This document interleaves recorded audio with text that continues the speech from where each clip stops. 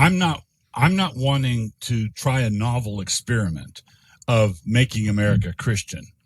What I want to do is make America Christian again. Okay. Right. So this is not uncharted territory. We've done this before. So America was founded by Christians at the Constitutional Convention. Out of the 55 men there, 50 of them were Orthodox Christians.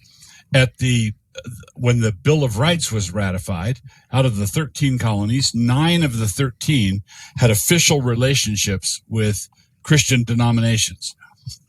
Connecticut, for example, didn't, and up some of them up to and including official establishment of a denomination. The Congregational Church in Connecticut, for example, remained tax-supported, the official church of Connecticut, down to the 1930s. 1830s. Right. And what that means is, now I want to be careful here, because I'm not a fan of established denominations at the federal level or the state level. I don't think it's a good idea, but it's not an unconstitutional idea, right? Sure. Because the people who ratified the Constitution were doing it right in the, that's what they were pursuing. Up till in 1892, there was a court case that went to the Supreme Court, exquisitely named Holy Trinity versus the United States. And that was because there was a lawsuit that involved a church named Holy Trinity. Right.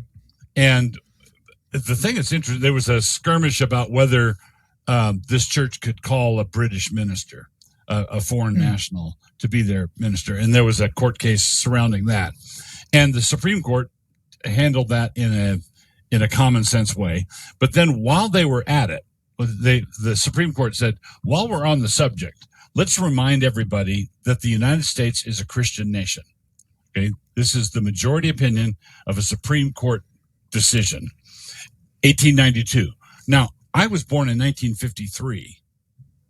Okay, that was just a mere 60 plus years before I was born.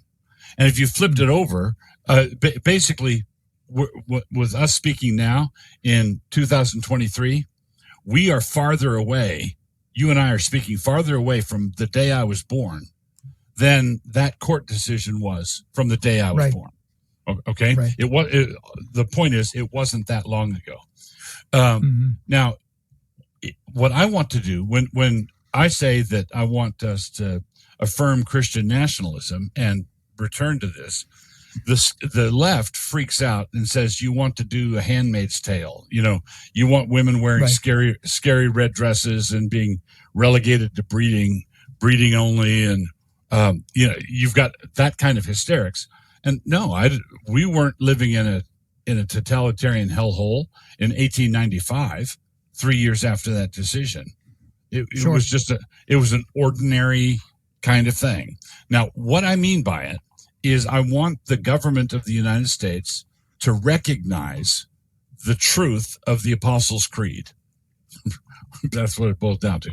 I want our government to acknowledge formally, publicly, that Jesus rose from the dead, and that this has ramifications for the foundation of our law. All right. So the Anglo-American common law tradition is a Christian tradition and has been Christian going back to the time of King Alfred. And I think we simply should recognize that and lean into our heritage. That's what I'm talking about. Leaning into our heritage. I'm not talking as though America is a pagan nation that has never seen any Christians, and that we 10 Christians just got off the boat and we're trying to persuade you all to become a Christian nation. We have Christianity embedded in our customs, our mores, our history. All I want to do is go back to that. The last generation from the time of Earl Warren down has been disastrous. I think that it's hard to argue against that, especially if you look at the founding creeds and documents of our great universities and how they were, struck through with scripture, and their point was trying to create disciples and everything else from there.